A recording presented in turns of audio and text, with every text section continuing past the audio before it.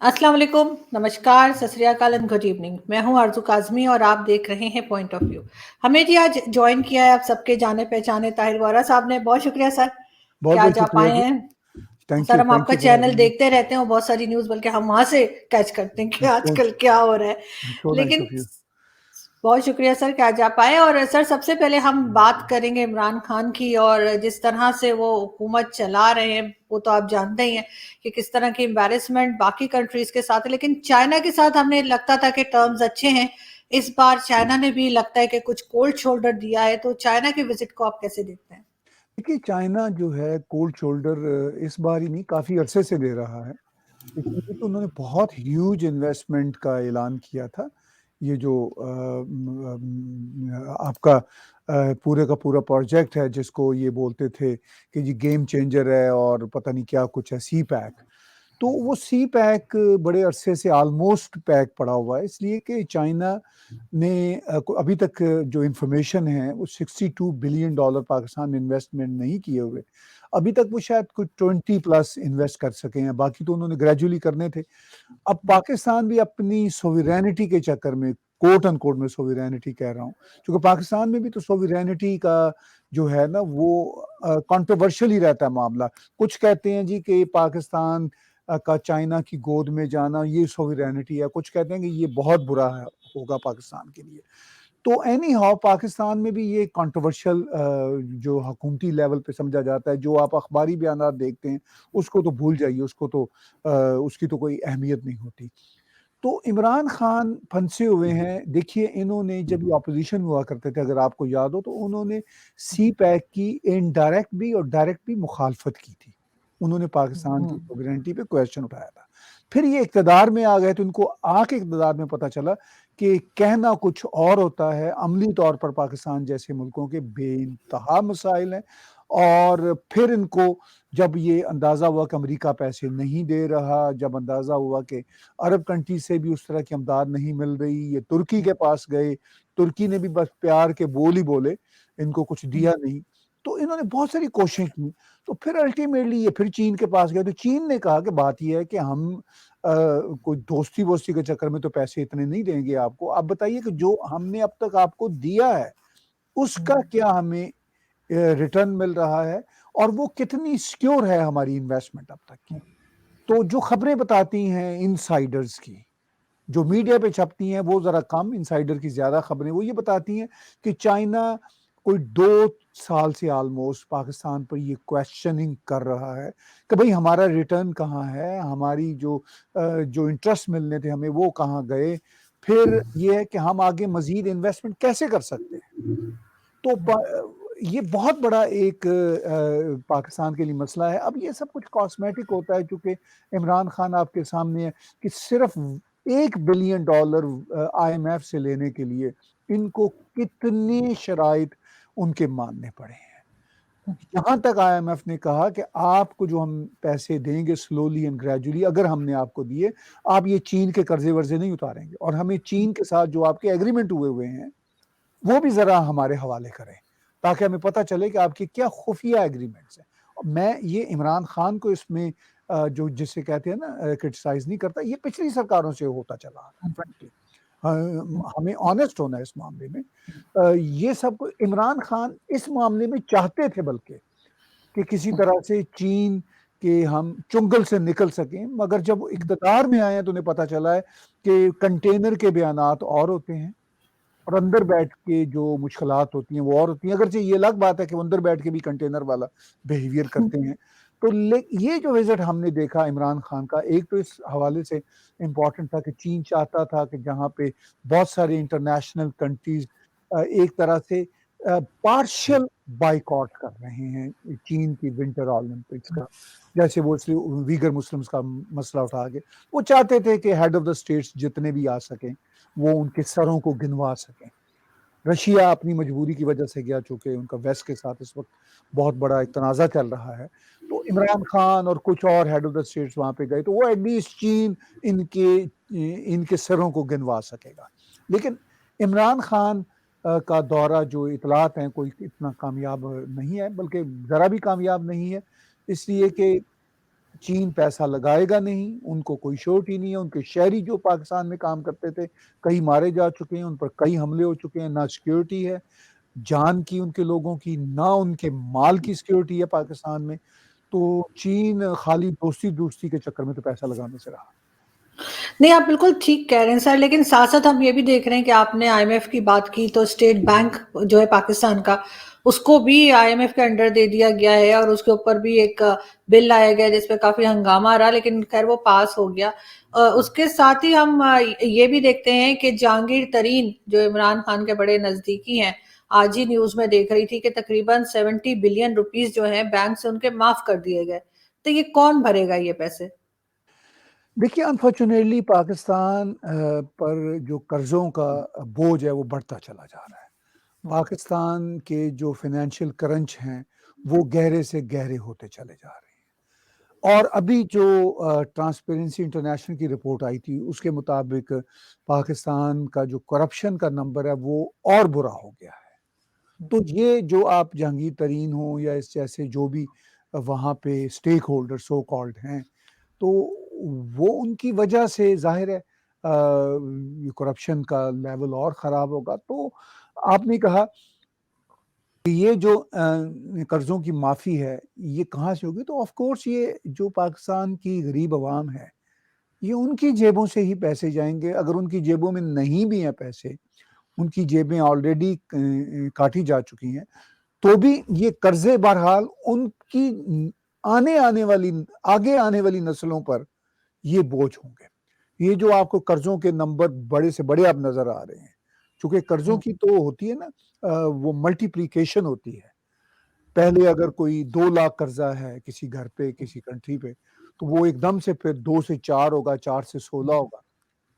तो वो जो पहाड़े का होता है ना मामला, वो सारा होता है। फिर 16 से 256 होने का खतरा होता है। तो ये मतलब पूरे का पूरा जो बोझ है वो कौम के सर पे ही पड़ेगा और कौम का खुदा हाफ़िज़ है, इससे ज़्यादा क्या कहा जा सकता है? दुःख की बात है।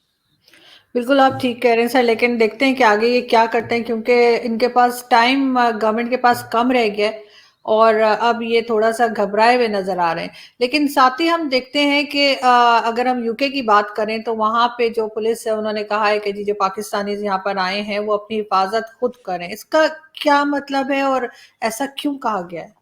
देखिए, एक खबर मैंने सुनी थी किसी साहब के पास पुलिस वाले गए जो पाकिस्तानी बैकग्राउंड के हैं, ग़ालिबन वो हुँ, डिसिडेंट हैं, थोड़ी-सी तनकीद करते हैं हुँ, जैसे हम और हुँ, आप हुँ, तनकीद करते हैं। हमारी तनकीद का मकसद हालात को और निज़ाम को बेहतर करना होता है।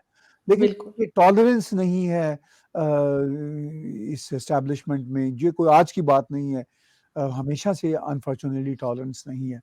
तो वो फिर अब ये जो गैर ममालिक में हम जैसे डिसिडेंट्स हैं, उन पे भी ये अब अपने जो है ना शिकंजे कसना चाहते हैं। अभी वकास गुराया का केस आपके सामने आया। उसी की बुनियाद पर इंग्लैंड की या यूरोपियन कंट्रीज़ की पुलिस अब थोड़ी-सी एक्टिव हुई और जो डिसिडेंट्स पाकिस्तानी उनको बता रहे हैं कि भई आप अपना ख़्याल रखें, अपनी हिफ़ाज़त करें। तो ये अगर हम ब्रिटिश पुलिस के कॉन्टेक्स्ट में या वेस्टर्न वर्ल्ड पुलिस के कॉन्टेक्स्ट में देखें तो ये बड़ी अफ़सोसनाक बात है। एक साहब ने वही ब्रिटिश पुलिस को जवाब दिया जो मैंने सोशल मीडिया पर देखा। तो उन्होंने कहा कि बात ये है कि आप मुझे ये बताने आए हैं कि मेरी जान को खतरा हो सकता है, हुँ, पाकिस्तानी एस्टेब्लिशमेंट के यहाँ पे जो करिंदे बैठे हुए हैं। तो जब आपको पता चल गया है तो मुझे बताने की क्या ज़रूरत है? पकड़े उन लोगों को जाके। जिस तरह अब वकास गुराया के बारे में जो केस चला और एक आदमी जो इंग्लैंड बेस्ड था, उसने कहा कि भई उसको पाकिस्तान में लोग जो बैठे हुए थे, हैंडलर जो थे, उन्होंने पैसे देने की ऑफ़र दी, कुछ उनको थोड़े बहुत एडवांस भी दिए, वो छुरी लेके हुँ, नीदरलैंड भी पहुँचे। तो उनको बहरहाल उनके बारे में इतने शवाहिद मौजूद थे ब्रिटिश कोर्ट में कि वो आदमी कन्विक्ट हो गया। हुँ। ठीक है, तो इसका मतलब ये है कि अनफॉर्च्यूनेटली ये इंटरनेशनल लेवल पे जो पाकिस्तान का इनटॉलरेंस रवैया है, वो सामने आ गया। वो पहले भी कोई नई बात नहीं है। मुशर्रफ ने ऑन रिकॉर्ड कहा हुआ है, जो उनके दुबई के जो हाई राइज बिल्डिंग में अपने अपार्टमेंट की बालकनी में बैठे हुए किसी जी। जर्नलिस्ट को इंटरव्यू देते, तो उन्होंने कहा कि जो जो पाकिस्तानी पाकिस्तान से बाहर बसता है और पाकिस्तानी फौज पाकिस्तानी सिस्टम से एग्री नहीं करता, मार दें उसको। ये ऑन रैकेट है। तो ये तो दुनिया को शर्म करनी चाहिए ना। ये तो ब्रिट्स को, हमारी कैनेडियन अथॉरिटीज को, यूएस अथॉरिटीज को, यूरोपियन यूनियन अथॉरिटीज को शर्म करनी चाहिए इस बात पे कि एक पाकिस्तान का साबिक मिलिट्री डिक्टेटर, पाकिस्तान का साबिक सदर, चीफ द आर्मी स्टाफ और वेस्टर्न वर्ल्ड का darling partner war on terror पे वो ये बात कर रहा है। तो उसके बाद भी अगर ये वेस्टर्न वर्ल्ड के लॉ इन्फोर्समेंट इदारे कोई अपने सबूत ढूंढते फिरें तो ये अफसोस की बात है। मगर मैं खुद कनाडा में बैठ के यही विटनेस करता हूँ, फिर हम लॉ इन्फोर्स वालों को पुश करते हैं। तो पूरी दुनिया में लॉ इन्फोर्समेंट चाहे कनाडा अमेरिका में हो, वो तो यही चाहते हैं कि उन तक प्रॉब्लम ना ही जाए ताकि उनका काम ना ही बढ़े। तो ये प्रॉब्लम यहाँ पे बिल्कुल है जो जो आप कह रही हैं कि जो डिजिटेंट पाकिस्तानी है, जो केस सामने आया वकास गुराया, बिल्कुल। वो तो एक जी। लैंडमार्क है। फिर वहाँ पे स्वीडन में एक बलोच जर्नलिस्ट डिजिडेंट मारे जाते हैं, अभी तक कुछ पता नहीं। यहाँ हमारे कनाडा में करीमा बलोच बेचारी कोई 1 साल से ज्यादा हो गया, वो चली जाती हैं। और जब उनके बारे में हमने प्रोटेस्ट किया तो बाहर ये पाकिस्तानी एस्टेब्लिशमेंट के लोग टोरंटो में खड़े थे अपनी गाड़ियों के अंदर बैठे हुए। तो ये तो हाल है। लेकिन सर क्या इस तरह से रोक देने से लोग रुक जाएंगे आपके ख्याल से? क्या लोग सच बोलना बंद कर देंगे?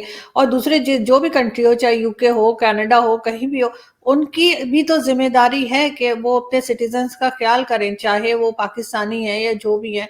और आप जैसे पहले से काफी टाइम से आप जैसे जर्नलिज्म में, आपको लगता है हमेशा से यही रवैया रहा है हमारे स्टैब्लिशमेंट का? देखिए उनका तो यही रवैया रहा है। वो तो हाँ। डायरेक्टली या इनडायरेक्टली डराते धमकाते हैं। बहुत ही उनका तो अफसोसनाक और शर्मनाक रवैया है। लेकिन वेस्टर्न वर्ल्ड में, मैंने अमेरिका में, कनाडा में खास तौर पर देखा, पहले बहुत सीरियस लिया जाता था।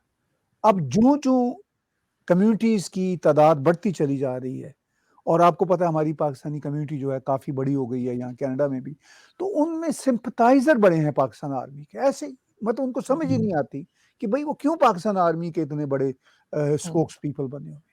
अब उनके वोट चाहिए सियासतदानों को, यहाँ के सियासतदान। अब मैं तो कैनेडियन सियासत में भरपूर तरीके से हिस्सा ले चुका हूँ, अभी भी मैं मुंसलिक रहता हूँ। तो मैं बड़े करीब से इन सब मामलों को देखता रहता हूँ कि यहाँ पे भी पाकिस्तानी एस्टेब्लिशमेंट के सिंपथाइजर मुख्तलिफ पोलिटिकल पार्टीज में सारियों में घुस गए हैं और वोट बैंक का देते हैं। अच्छा, अब वो मैंने बताया लॉ इन्फोर्समेंट वाले कहते हैं कि भाई चलें, हमें क्या पड़ी हुई है, ये कम्युनिटी के लोगों के मसाइल अंदर के आपस में ही मरते रहें और चलते रहें। जहां कोई बात बहुत ही वाज़ेह सबूत के साथ सामने आती है फिर वो एक्ट करते हैं। यहाँ पे भी इन मुल्कों में भी बहुत पोलिटिसाइजेशन हो चुकी है अनफॉर्चुनेटली। लेकिन बहरहाल मतलब मैं जाती तौर पर लॉ इन्फोर्समेंट के बहुत सारे इदारों को जानता हूँ, मेरी दोस्तियां हैं, मैं फिर उनको पुश करता हूँ, उनको कहता हूँ फॉर गॉड सेक। जब पुश करती हैं तो फिर उनको बात समझ आती है।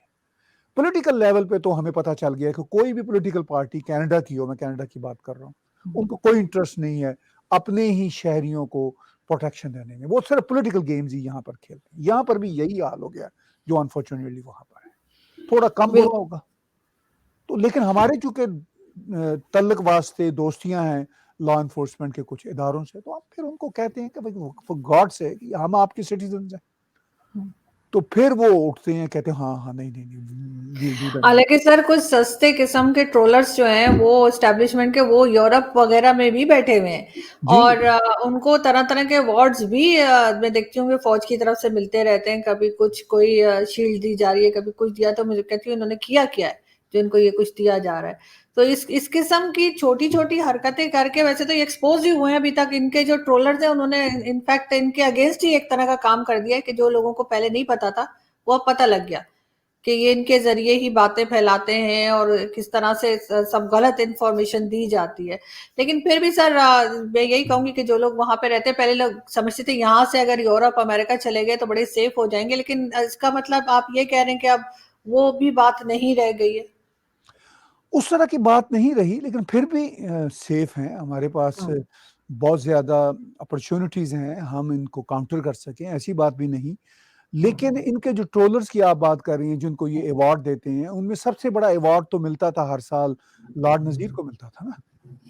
सबसे मतलब इनके जो थे संद याफ्ता, इनके अवार्ड याफ्ता और इनके फेवरेट, और इवन इमरान खान के फेवरेट उनके साथ ये मिलते थे जाके। इवन प्राइम मिनिस्टर बनने के बाद भी, प्राइम मिनिस्टर बनने से पहले भी इमरान खान इनसे मिलते थे इंग्लैंड में, और ये जाते थे इंग्लैंड से तो उनसे मिलते थे। तो अब देख लीजिए, इंग्लैंड की एक अदालत ने कुछ गालबन 5-5.5 साल की उनको कैद की सजा दी है ना। जी, और उनका बिल्कुल। जो कन्विक्शन का केस था सेक्सुअल हरासमेंट का, वो हुँ, कितना लंबा अरसा चलता रहा, और क्या कुछ नहीं है उनके। तो ये इनके अवार्ड याफ्ता जो टॉप आदमी थे, उनका ये हाल है। तो बाकी जो छोटे कामी अवार्ड याफ्ता हैं, वो भी आपके सामने है। वो $1-1 लाख की ऑफर दे रहे हैं उसको मारने के लिए, बेचारे को, वकास गुराया को, और उसको कह रहे हैं कि जी भाई, ये आदमी जिसको कन्विक्ट अभी किया है बरतानिया की कोर्ट ने, भाई तुम $1 लाख, तुम्हें पाउंड, 1 लाख पाउंड तुम्हें मिल जाएंगे और तुम मार दो। तो मतलब ये है इनका अवार्ड देने का तरीकाकार। मतलब बेशर्मी की हद हो गई है।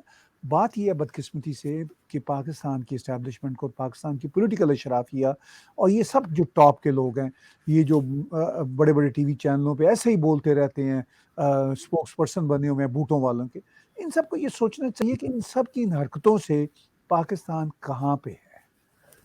ट्रांसपेरेंसी इंटरनेशनल में ये ग्राफ नीचे आ गया, पासपोर्ट की कोई वैल्यू नहीं रही, इकोनॉमिक्स जो है कंट्री की वो बिल्कुल बर्बाद हो चुकी है। तो ये जो इतने अपनी तरफ से साजिशी जाल बुनते हैं, इतने अपनी तरफ से प्लान बनाते हैं, इसका फायदा पाकिस्तान को क्या होता है? फायदा पाकिस्तान तो और बदनाम से बदनाम हो रहा है इनकी हरकतों की वजह से। वो आप जैसे सच बोलने वाले जर्नलिस्टों की वजह से नहीं। आप तो चाहते हैं निजाम में बेहतरी हो, मगर बिल्कुल। पैट्रियोटिक सो कॉल्ड अपने आप को कहलाते हैं, ये सबसे ज्यादा घटिया। लेकिन सर, इनकी इन्हीं बातों की वजह से जो है, वो जो कुछ भी वकास साहब कह रहे थे, अब लोग उनकी बात पे यकीन करने लगे हैं, उनकी ट्वीट्स पे यकीन करने लगे हैं, और कई चीजें जो उन्होंने बात की हैं वो सच ही निकली हैं। तो ये सच को छुपा तो नहीं पाएंगे। लेकिन सर, अगर हम बलूचिस्तान की बात करें, तो बलूचिस्तान का आजकल काफी हाल, आप जानते हैं, काफी सिचुएशन खराब है, और तरह तरह की न्यूज आती रहती हैं, कभी फोर्सेस के बारे में और कभी इस बारे में कि इन्होंने जो है बीएलए के लोगों को नुकसान पहुंचाया है, या ये भी कहते हैं कि ये टीटीपी और बीएलए आपस में मिल गए हैं। तो ये क्या उसका नतीजा है, जो ये अफगानिस्तान जा जाकर बड़ा सपोर्ट कर रहे थे और बड़ी शादियाने बजा रहे थे? क्या ये सब उसका रिजल्ट आपको लगता है? देखिए, बात ये है कि जो भी इनका मामला है, टीएलपी की बात है, और जो बलूचिस्तान में सूरत हाल है, वो सारी की सारी वो फेल्ड पॉलिसीज की वजह से है, बुनियादी तौर पर, और अपने ही अवाम से झूठ बोलने, और जो पिसे हुए लोग हैं, जैसे बेचारे जो बलोच हैं, जो हजारों अब तक लापता हो चुके हैं, जो हजारों अब तक मारे जा चुके हैं, उनके साथ जो जुल्म हो रहा है, फिर जाहिर है वहां से कोई रिएक्शन तो होगा, बिल्ट होगा। फिर बलूचिस्तान लिबरेशन आर्मी भी बनेगी, जो कि बनी हुई है, मजीद ब्रिगेड भी उनका हिस्सा होगा, फिर वो भी अपनी तरफ से जो हो सकता होगा वो करेंगे। वो ये तो नहीं कह रहे कि हम नहीं करेंगे, वो तो बल्कि जो कोई कार्रवाई करते हैं वो कहते हैं हाँ हमने की है, फखर से उसका क्रेडिट लेते हैं। अच्छा, टीएलपी के साथ इनके तल्लुकात जैसे हैं, खुद ही टीएलपी शुरू में, यानी जब ये टीएलपी और इस तरह के जितने ग्रोह बने, ये खुद पाकिस्तान की एस्टेब्लिशमेंट ने अपने एसेट के तौर पर बनाए थे। वही एसेट उनके अपने आप मुंह को आ गए, अपनी उनकी जान को आ गए। तो सूरत हाल वही गलत पॉलिसियों की वजह से, इनटॉलरेंस, पाकिस्तान से बाहर भी इनटॉलरेंस का मुजाहरा करना है और कंट्री के अंदर भी इनटॉलरेंस का मुजाहरा करना है, यही सीखा कि भाई शायद इस तरह हम कर लेंगे। ये कोई नई बात नहीं है। 71 में आप देख लीजिए, पूरा आधा मुल्क गवा दिया उन्होंने, इनटॉलरेंस की वजह से गवाया, क्योंकि हमने बंगाली जबान को नहीं पनपने देना। वो तो मामला बंगाली जबान का तो 50s में हुआ था, वहां ढाका यूनिवर्सिटी के बाहर पाकिस्तान आर्मी के, जिसको वो पंजाबी आर्मी कहते हैं, उन्होंने फायरिंग की। उन्होंने कहा नहीं जी, आप कैसे हो सकता है? यानी पंजाबी आर्मी के लोग कह रहे हैं कि भाई उर्दू नाफिज होगी, उनका अपना उर्दू से कोई ताल्लुक नहीं, और कह रहे हैं कि बंगाली कौन होते हैं अपनी जुबान की बात करने वाले। ठीक है, नतीजा उसका क्या हुआ? कुछ बेचारे बंगाली मरे, उसमें अब पूरी दुनिया में इंटरनेशनल मदर टंग मनाया जाता है इसी महीने फरवरी में, जिस महीने आपसे मैं बात कर रहा हूँ, गालमन 21 या 22 फरवरी को वो मदर टंग मनाया। तो वो भी जो थप्पड़ है ना इनके मुंह में, यानी यूनाइटेड नेशंस मना रहा है और उन्होंने लिखा हुआ है कि हम क्यों मनाते हैं। वो कहते हैं पाकिस्तान की आर्मी गई, उन्होंने अपने ही मुसलमान बंगाली बहन भाइयों पर फायरिंग की, उनको मारा, उनकी जुबान को दबाने की कोशिश की। बंगालियों को हम खराज तहसीन पेश करते हैं, वो अपनी जुबान पे कायम रहे और आज से पूरी दुनिया में इंटरनेशनल मदर टंग होगा। यानी उसके भी जिम्मेदार, यानी इंटरनेशनल मदर टंग के हवाले से जुल्म करने के कॉन्टेक्स्ट में देखा जाए जिम्मेदार ये है। अब वो इतने इतने मोटे लफ्जों में यूएनओ की वेबसाइट पे लिखा हुआ है, कोई आदमी शर्म कर ले, कोई हया कर ले। तो मेरा मकसद कहने का ये है कि 50 से जो उन्होंने बंगालियों से जुल्म, बंगालियों के ऊपर जुल्म शुरू किया, तब से ही वो जुल्म बलोचों पे भी चल रहा है, सिंधियों पे भी चल रहा है, पश्तूनों पे भी चल रहा है, डिफरेंट फॉर्म्स हैं, डिफरेंट जमानों में। 71 में बांग्लादेश अलग हो गया, वो मामला वहां से चलता हुआ इस नहज तक पहुंचा के बंगाली अलग हो गए।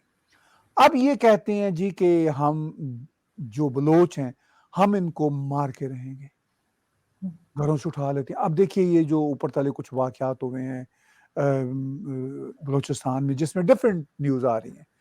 गवर्नमेंट कह रही है जी कि 7 लोग मारे गए, पहले बलोचिस्तान की यानी 7 फौजी मारे गए। बलोचिस्तान की सरकार ने पहले कहा 12 फौजी मारे गए।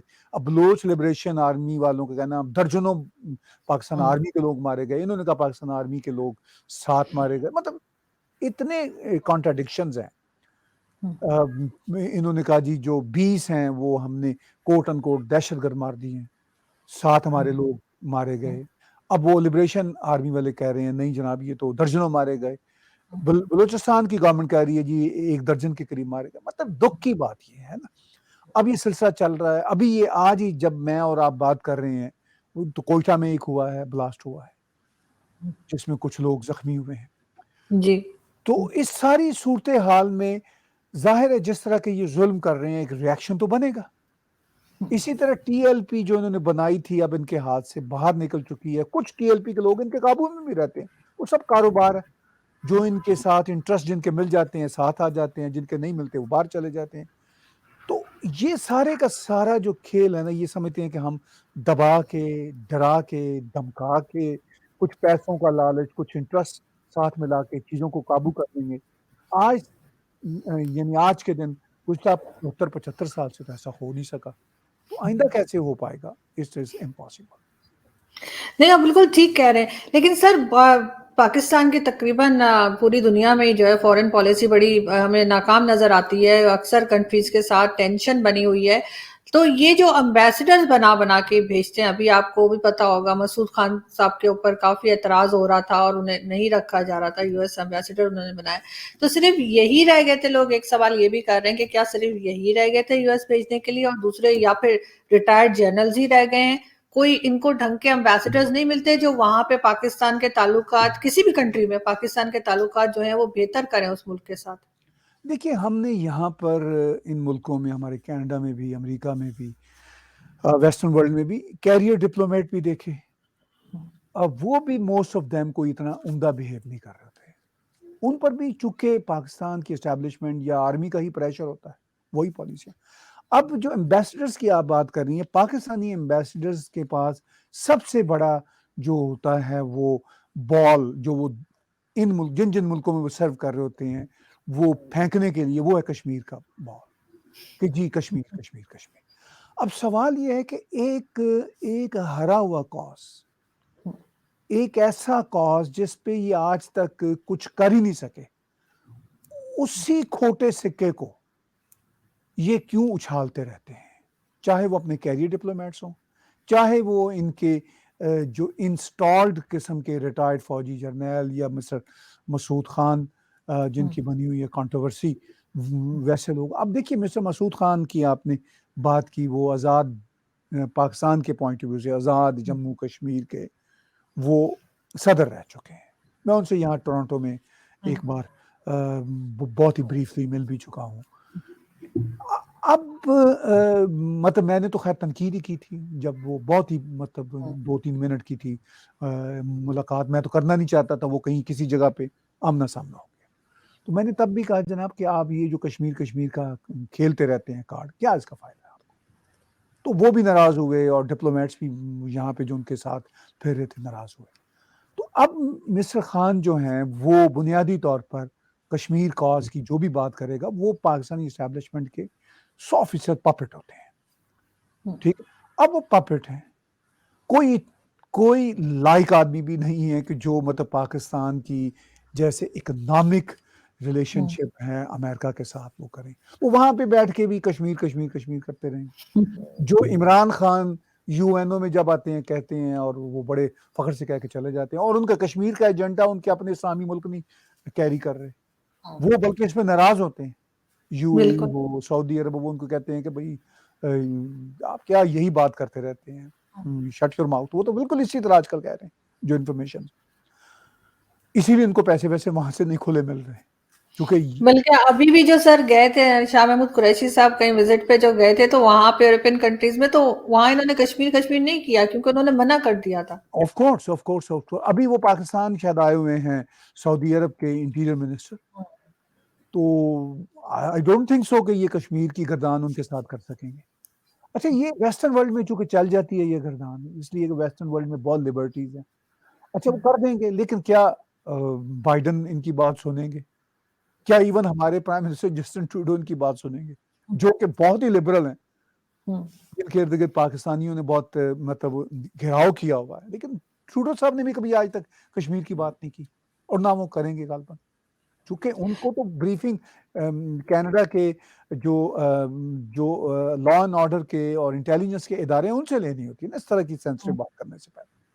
तो इनकी जो गर्दान है कश्मीर कश्मीर की, उसका कोई फायदा ही नहीं। अब ये जो एम्बेसडर आपने पूछा कि एम्बेसडर्स क्या कर रहे हैं, जो कैरियर एम्बेसडर्स हैं वो भी जो एस्टैब्लिशमेंट कहती है वो कर देते हैं, लेकिन उनका ज्यादा जोर यही होता है कि किसी तरह से हम अपनी फैमिलीज को सेटल कर लें फ्रैंकली।